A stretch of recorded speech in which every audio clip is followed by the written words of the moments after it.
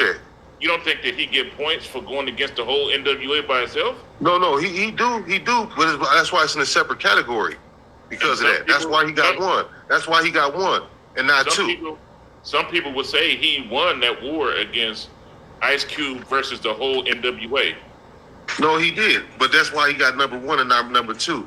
But this is why EazyE got number two and not number three is because he did the coldest going against a crew. All right, so we're going to start over. We're going to say Ice Cube at number one. Yep. All right, Cube at number one. All right, so who we got for number two from your list? This the list we did earlier was Pac. Cube. Yep. All right, we'll say Pac for number two. Pac for number two. All right. All right. So give me. Let's hear why. Let's talk about why we think Pac is number two. I would say that resume wise, he beats everybody by yards. He had more songs that everybody liked. East Coast, West Coast, everybody. People still singing his music. He still got, up until a couple of years ago, he still had songs that were coming out. You know what I'm saying? That were like fresh songs and shit. And right. And he died a martyr, man. And he led the East Coast West Coast war. You know what I'm saying? So I can agree with Pac being number two. EazyE. EazyE, all right. EazyE number three. That sounds good. EazyE. All right. So why do you? What would be your reason for putting EazyE at number three? Just not saying that I agree with you, just for context reasons. You know what I mean? Just. Well, outside of him creating NWA, mm-hmm. right? For an artist to have not that much work and to still get shoes in today's time, and the artist that he functioned with or he created or founded, yeah, right? Discovered, mm-hmm. are still around and relevant and stay relevant after he passed, which was Bone Thugs and Harmony. I say mm-hmm. based off of that is why. You know what I mean? Like going on in music right now today, man, still being talked about. They just did Straight Outta Compton not too many years ago. So right. I say that he's still relevant. I would say that. So I say that's why he's E3, man. Snoop we had for number 4. Yep. Let's talk about what you like Snoop at 4. I would say again because of his legacy, his catalog, what he's done for the West Coast, and him being signed to Death Row, and then it's like a boomerang coming back around. Then he turns around and buys Death Row. You know what I mean? And what he did with the football teams for the community. You know what I'm saying? For the kids and stuff. He did so much for the West Coast. I'm gonna be biased on this one. I'm gonna say, Snoop's a Libra. I'm a Libra. Libra gang. So off the back, I'm gonna give him that, man. Nah, on some real shit, it's because of the body of work, man. The work he's done then to the work he's doing now. On the low, Snoop is still active, man. He really ain't stopped working. Hell no, he got a ton of music out there, man. He puts out an album every couple of years. So I'm saying he stayed relevant. Matter of fact, Snoop is actually, right now, he's the most influential and popular rap artist right now. I would say that. I can agree with that. That might be why they had him part of the Olympics and some other stuff we've been doing. That goes a long ways. Yep, I definitely agree with that. All right, so who we got for number 5? I definitely agree with that. With Snoop being number 4, you know what I mean? And right, I gotta take my hat off to Snoop for that one, man. You know what I mean? Because he's done a lot for the West. for sure. Right. How many summers did we ride around bumping Snoop? I can't even count. Right. I can't even count how many. Right time spent. You know what I mean? Yep. In Doggy Style, man, that was there ain't been no quality album like that on the West Coast since then. As far as that high quality. Nigga, that nigga Dre took his shoes off and stuck in that motherfucker, bro. He he dropped. You know, because at that time when that dropped, bro, everybody had a system when they whip. Yeah. We wasn't even driving, but our peoples that was driving, our peers, some of our peers were driving. I was bumping that shit walking. Right. That's what I'm saying. We weren't even driving, but our peers were like, and then years later when we started driving, we had to run it back. We had to run. Yeah, that was the first thing was bumping, bro. You know what I mean? But it sounded good in the system. It was high quality. And I wanna give a shout out to my brother, man, because he used to bump the shit out of Snoop. You know what I mean? Yeah. Rest in peace. Yeah. He used to bump that shit all the time, man. So yeah, for sure. Yeah. So, but so I'll say Snoop for that, man. But for number 5, I have to say Dre, man. Dre for sure. Yeah. I agree with that. All right. Let's talk about why. I'm gonna say that Dre, he changed the sound. He changed the sound from that all right. At first, West Coast was known for the Roger and Zapp samples, and and the funkadelic samples and shit. You know what I'm saying? And right. He changed it to a better sound to me. I believe that like the sound that he made, like everybody kind of agreed with it. You know what I mean? Like it was the soundtrack for damn near for summers after after he put out his album. You know what I mean? And I believe that Dr. Dre is just a professionalist, man. Like I've heard people that he worked with say that Dre would have him go in the studio and do a verse 28, 30 times before they got it right, man. So that shows that he's a professionalist, man, and he likes things his way. You know what I'm saying? Right. Yeah. That's gonna be my reason. What's your reason for choosing Dre?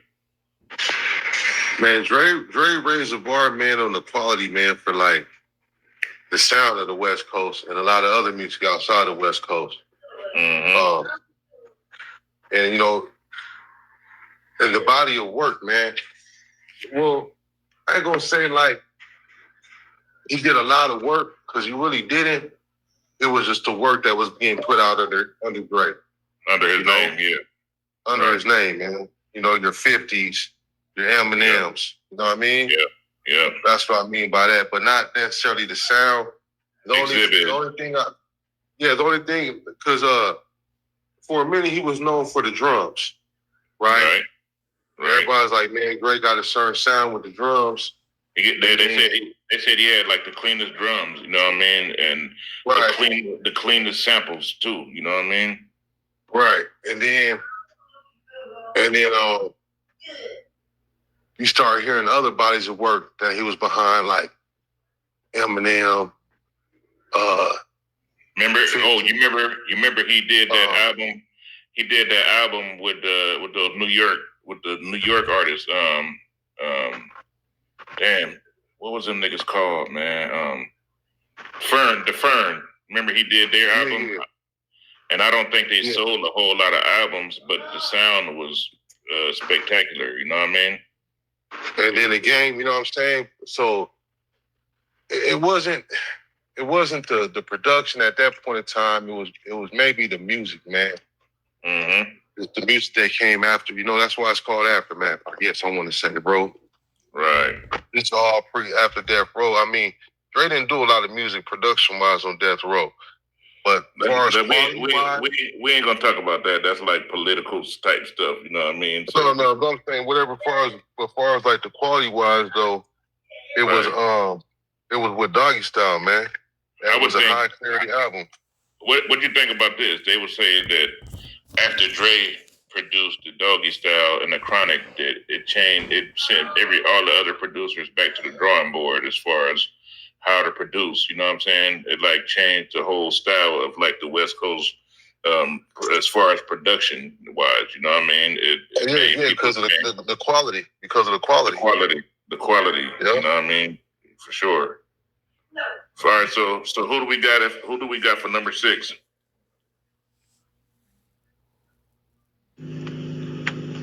For number 6, we got a Short Dog. Perfect. All right. All right. Now this is what I think about. I think that Short Dog. What I liked about Short Dog is, all right, in Oakland, they had the independent thing going. Step out the trunk. You know what I mean? And, right. And I like the way that Too Short put his bar together. Some people would say that it's pretty simple, but I like it. And he always stuck to his little player style. He never tried to change the style up. It was always player, and that's it. Right. And his the way he put the music together too, man. It's always live bands and stuff. You know what I mean? And I always liked it, bro. He always had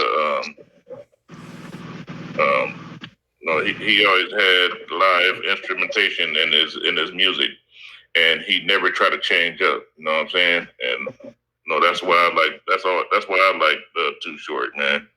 Well, how you feel about it? I agree with you on that, man. Short Dog, man. He came with the bass guitar.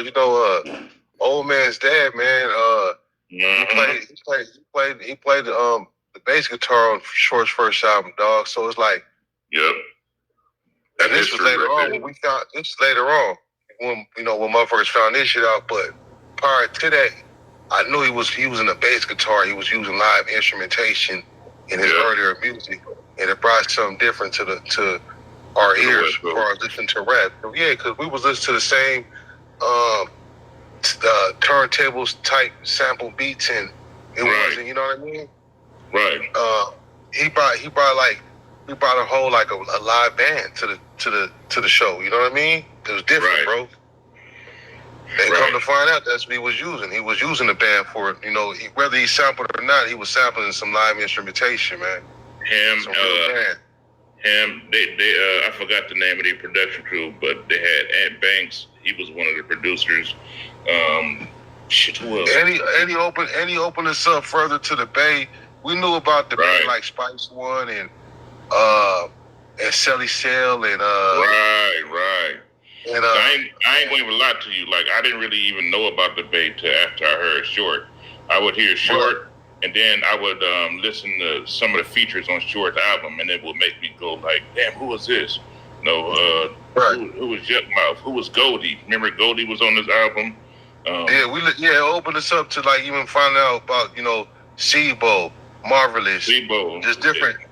Tupac. I know you remember Marvelous, but different cats that was in the Bay, and he even put Tupac, you know what I mean?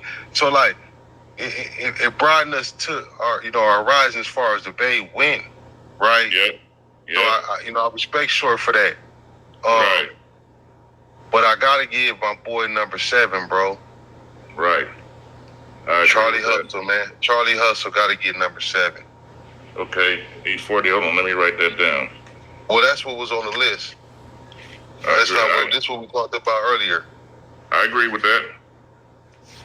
E40 was 7. All right, E40. All right, hold on. E40, number 7.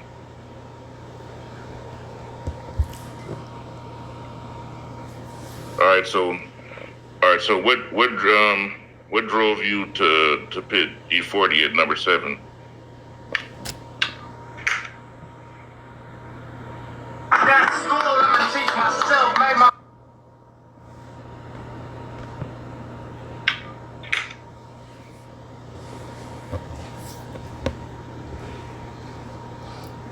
You hear me?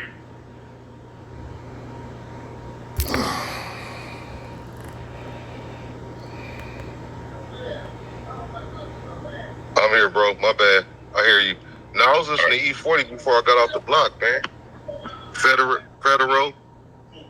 I'm gonna say this, man. I'm gonna give you your props because I really didn't fuck with E40 that much until I heard you bumping it. You know what I'm saying? In the Cadillac back in the days, and my brother. I think you and my brother kind of like was up on that shit like early, and I was like into like the East Coast and the down south stuff. Oh yeah, my song was at Mr. Flamboyant. Yeah, E40 had some knockers, but then when I got to Minnesota, he just had dropped that major way. Oh, right. Yep. Real talk.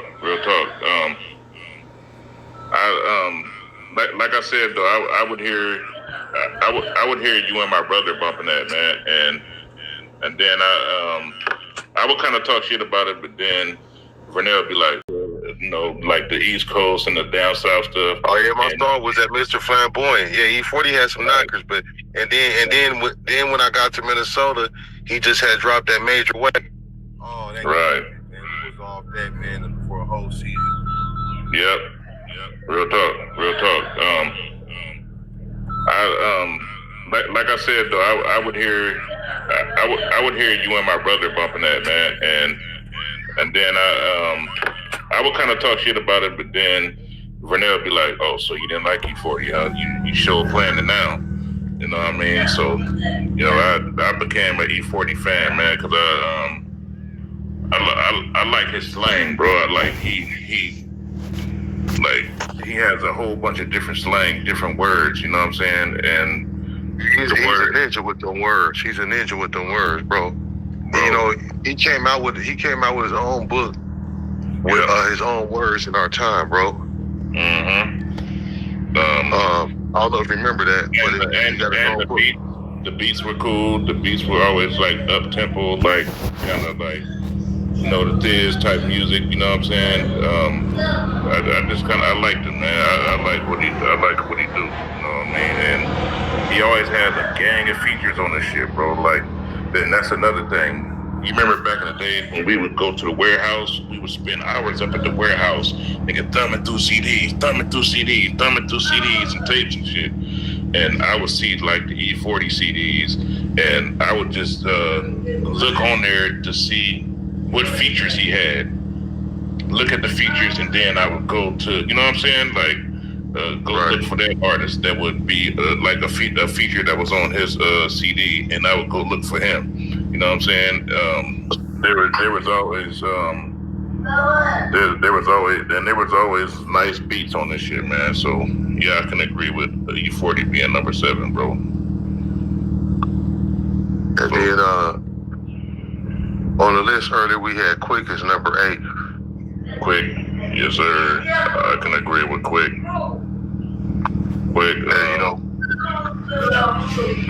I'm gonna tell you why I like Quick, man. I liked it Quick because the beats, man. He reminds me of your brother. He's one of those type of persons that he's one of those type of persons that experimented with beats, man. And I listened to a lot of interviews with DJ Quick, right? And he said that like a real producer, like not like a real producer, not a person that records music or a beat maker. Oh, he said there's a difference between a beat maker and a producer. A producer is going to tell you how to lay the bars down, and a producer knows when he walks in a room, like he'll listen to the sounds in the room, the echoes, like nah, this ain't the right room to record in. And that's what kind of like drove me to wanting to buy equipment and produce too, you know what I'm saying? So it let people know that producing ain't really as easy as people think, but it's fun, you know what I'm saying? And the old school funk samples, and even some of the features and some of the people that he messed with, like you said earlier, and what do you like about DJ Quick? Man, I mean, right there, man. I mean, Quick was a co-producer. He was a co-artist, but his production was strong too. Because after he stopped putting out albums like that, man, he birthed Sugar Free, and that just took it to a whole other level, man. Yeah, Chico El DeBard. Man, got to give it to. I think we had about that. He said, man, you know, he looked up to Bobby, man. Yeah, that's where he got a lot of his ideas from, his style from. It came from Bobby, man. He was cold, you know. But yeah. So yeah, DJ Quick for number 8. Then number 9, man, got to give it to. I think we had on the list earlier was Gang for number 9. Let me look again. Hold on. No, we skipping a whole one. We skipping 8. My bad. We had Nate Dogg for number 8. We had Quick for 8. 2 more slots, 9 and 10, and the game got to be in the top 10. All right. I like Mike 10 because, like I said, man, he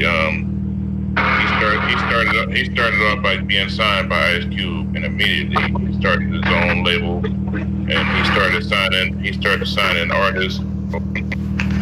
He ended up marrying T-Boz. Yep, and he put out a song. Kendrick, right, doing things. I love the game music, man. He brought like a different style of rap to the West Coast. You know what I mean? He had those he had like those 4-bar setups. You know what I'm saying? He was right. like 3-bar setups. You know what I'm saying? And he would try to stuff as much as he can into his bars and shit. And I would say that he changed a lot of people's ways of writing. You know what I mean? Like, right. Yeah, he definitely should be on the list. You know what I'm saying? And what do you think about the game?